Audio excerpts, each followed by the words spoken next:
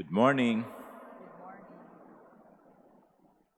From the Gospel we read, they immediately told him about her. Who are they? Well, the disciples, Simon, Andrew, James, and John. Who was her? Simon's mother-in-law. And what did they tell him?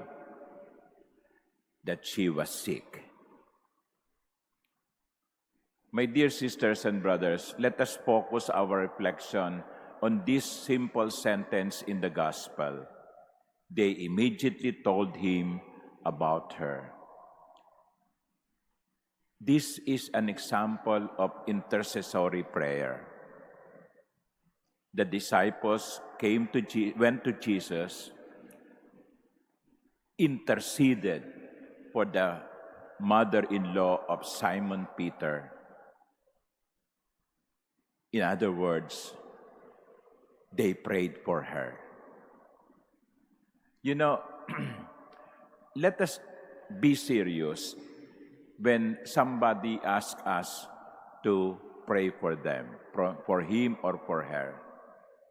Minsan, may makikiusap sa akin, Father, pagdasal mo naman yung kaibigan ko kasi kukuha ng exam o kaya ay may interview sa embassy.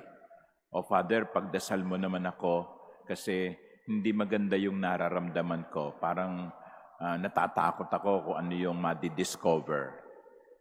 O kaya kayo mismo, dahil alam kayong mga madalas nagsisimba, Oy, isama mo naman na sa panalangin yung mister ko ha, para makakuha na ng trabaho.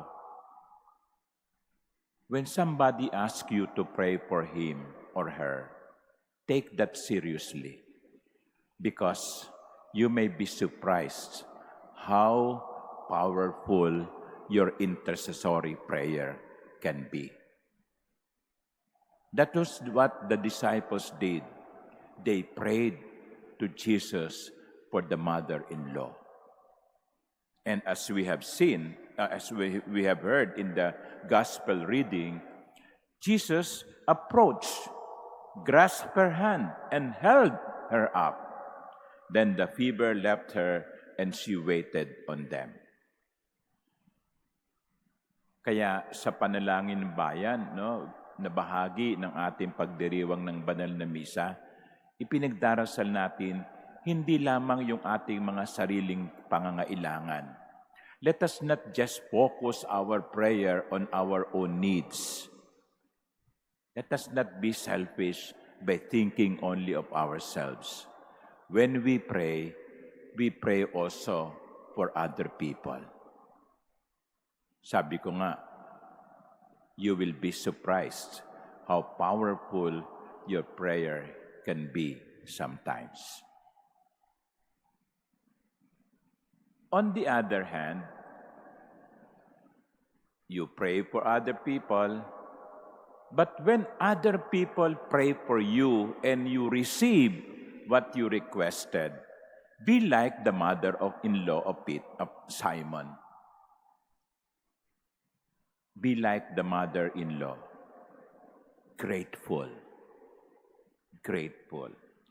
The fever left her, and she waited on them. Pinaglingkuran ng biyanang babae ni Pedro ang Panginoon at ang kanyang mga alagad.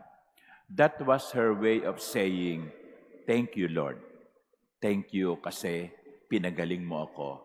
At dahil dito, ang aking lakas, ang aking kalusugan ay iaalay ko sa paglilingkod sa iyo. Kumisan, may mga tao naaalaala ka lang kapag merong kailangan. Nakakalimutan ka na kapag natanggap na nila yung hinihingi sa iyo. When we receive a favor because somebody prayed for us, be grateful for that intercessory prayer. So, let us pray for one another always. And let us always be grateful too when we receive what we prayed for through the intercession of others.